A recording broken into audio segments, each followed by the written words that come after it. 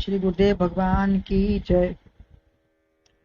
श्रीमद् भगवद गीता के चतुर्थ अध्याय के 7वें श्लोक में श्री भगवान अपने जन्म का रहस्य बताते हुए कहते हैं, यदा यदा हि धर्मस्य ग्लानिर्भवति भारत अभ्युत्थानमधर्मस्य तदात्मानं सृजामि। भगवान के जन्म का रहस्य उन्हीं के श्रीमुख से वर्णन है। वो सर्वज्ञ हैं, वही अपने स्वरूप से अच्युत भी हैं, जो कभी अपनी जगह से हटते नहीं। अच्युत एक ही रूप में हमेशा उनका कोई बदलाव नहीं आता है। जो भाव, रूप, शक्ति जो भी है उनका वही एक ही रहता है। त्रिकालदर्शी हैं, जन्म कर्म के विषय में जानते हैं और भी सबके नियंता भी हैं। आदि मध्य अंत से रहित सर्वत्र एक स्वरूप है।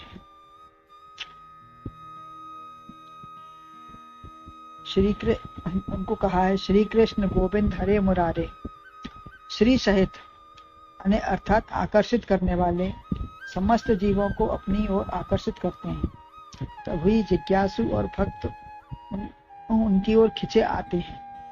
अन्यथा विषयाभिमुख वासना, भावना, भक्ति और श्रद्धा भाव के अभाव में सब कुछ निर्भर करता है। उन्हीं के भाव के ऊपर ही सब कुछ निर्भर करता है कि कौन विषयाभिमुख है अथवा कौन प्रभु की तरफ ही आकर्षित है। वो में इंद्रियां बिंद आनंद करने वाली, संसारी को विषयों में सुखाभास लगता है, परंतु सच्चा सुख उसमें नहीं है। यह सुख आता है तो जाता भी है, रहने वाला नहीं है। यह इंद्रधनुषी रंग के समान है, जो बनता बिगड़ता रहता है। हरे मुरारे, काम, वासना, मोह, मद, लोभ, मोह, मात्सर्य, राग, द्वेष सबका हरण करने वाले हैं। मुर नामक राक्षस को मारने वाले हैं, जो मन रूपी हमारे अंदर हर समय बैठा है। जब संत सद्गुरु भगवान के विमुख होकर अहंकार या पद आदि किसी के वश में होकर हम हार जाते हैं और मन रूपी राक्षस जीत जाता है। लेकिन जिसने उन्हें सौंप दिया, जो उनके प्रति समर्पित हो जाता है, सौंप दिया सब इस जीवन का सब भार तुम्हारे हाथों, वह इसे अपने में मिला लेते हैं, संभाल लेते हैं। हे नाथ, जो सदैव है, जिसका हश्र नहीं है, न अथ नहीं है, न अथ है, न इति है, न प्रारंभ है, न आदि है, न अंत है। नारायण नर अयन मनुष्यों का घर है, विशाल विराट रूप में ही सदा रहते हैं, मानो भगवान ही उन सबका घर है। वासुदेव, जो सब में निवास करते हैं, अलग अलग जो भी दृष्टि में आ रहे हैं, उन सब में भी वही है, यानी परमात्मा ही परमात्मा है, दूसरा कुछ नहीं है। हमारा स्वरूप भी वही है, दूसरा कुछ है ही नहीं। ऐसा विचार ही उसकी जानकारी है। उसको जानना यही जानकारी है कि दूसरा कुछ नहीं है, सब उसी का रूप है, कण कण में है झांकी भगवान की, किसी सूझ वाली आंख ने पहचान की। जानने वाले संसार की बात ही जानते हैं, परंतु तुम्हारी कृपा से ही तुम्हें जान सकते हैं।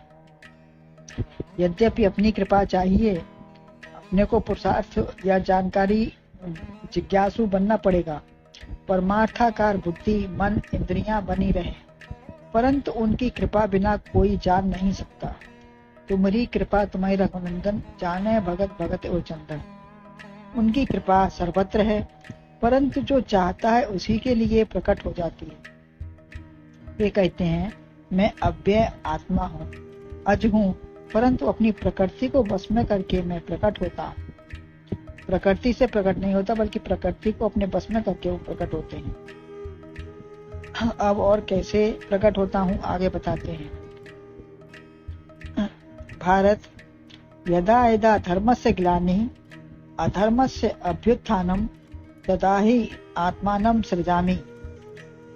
हे भारत, भारत माने तुम श्रेष्ठ हो, आत्मा रामी हो, ज्ञान में रत हो, किंतु कोई अहंकार वह संसार का आत्मा में रमण करता है अपनी अपनी बुद्धि के अनुसार।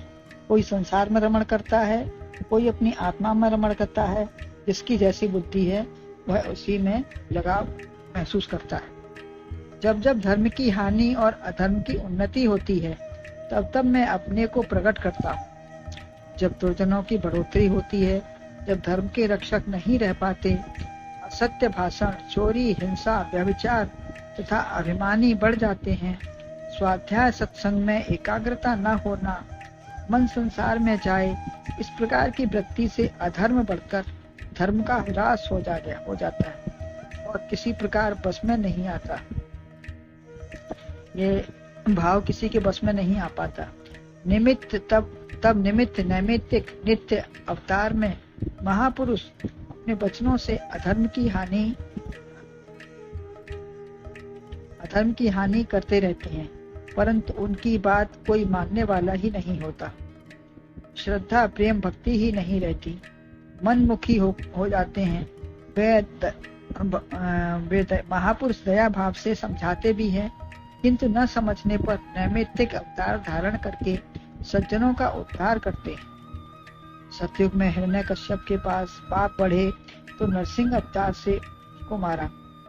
त्रेता में रामावतार खरदूषण रावण आदि को मारा, रामावतार के से लेकर खरदूषण रावण आदि को मारा।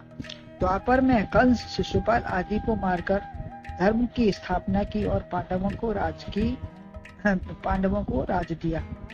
आचरण, कर्म, लीलाओं के द्वारा धर्म का अभ्युत्थान करते हैं। धर्म के प्रति ग्लानि, श्रद्धा ही नहीं रहती। हम ही हैं जो कुछ हैं। तब इस अहंकार से किसी की कोई आस्था नहीं है। धर्म, यम, शासन, रोग, पीड़ा आदि किसी से भी डर नहीं होता। आचार विचार, रहन सहन, भोग लिप्सा सब अधर्म में हो जाती है। जितना ठग सको दूसरों को ठग कर धोखा दे लो। हम बड़े शक्तिमान हैं, निर्बल को सताकर उनका विनाश ही करते रहते हैं। हम जो करें सो वही होगा। अपनी शक्ति के अनुसार कहते हैं कि जो हम करेंगे वही होगा, किंतु जब तक पाप का घड़ा नहीं भरा तभी तक ये सब चलता है। एक ना एक दिन चाहे इस जन्म में या अगले जन्म में अवश्य भोगना पड़ेगा। माँ नहीं, माता पिता नहीं, देवा साधुन सन करवावई सेवा। बड़ी चमक धमक अधर्म की दिखाई देती है, वह भी धर्म की चादर ओढ़कर। दिखावा दर्भ या दिखावा पाखंड से करते हैं। मन से आस्था नहीं होती, बगुला भक्ति की तरह उनका होता है। श्वेत सतोगुणी एक टांग से तपस्या करते हुए दिखाई देते हैं, परंतु कभी न कभी बात खुल ही जाती है।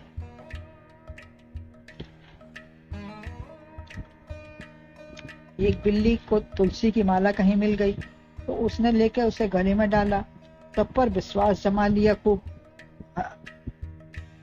मैं हज करके आई हूँ। धीरे धीरे चूहे कम होते गए। एक दिन सरतान ने छिपकर पकड़ा तो सब सावधान हो गए, रहस्य खुल गया। ऐसे निर्बल बन को सताने वाले एक दिन सियार के चक्कर में बिल्ली आएगी ही तो विनाश होता है। भंडाफोड़ होने पर भंडाफोड़ होता है तो फिर उसका विनाश सुनिश्चित है। अतः पाप कर्मों का ह्रास करके सबको धर्म के मार्ग पर मैं लगाता हूँ। भगवान जब अवतार लेते हैं तो कहते हैं पाप कर्मों का विनाश करके मैं धर्म पर लगाता हूँ। जब जब हो धर्म की हानि असुर मार थापें सुरन, राखें निज सुरत सेत, जग विस्तारें विशत यस, राम जन्म कर हेत। ये भगवान के जन्म के यही कारण है। इस प्रकार सृष्टि का नियमन करते रहते हैं। अपनी वासना के कारण संविधान व नियम को हम नहीं मानते। अतिक्रमण हुआ तो विनाश होगा ही। देखा देखी भी लोग गलत करते हैं। कानून, नियम, धर्म का शासन मानते ही नहीं।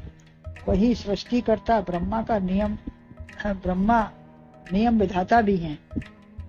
उन्हीं के सब रूप हैं। जो भी रूप में काम चल रहा है सृष्टि का सब उन्हीं का रूप है, एक ही रूप है सब। सारी नीतियां, शक्तियां, साम दाम दंड भेद सब उन्हीं का नियम है।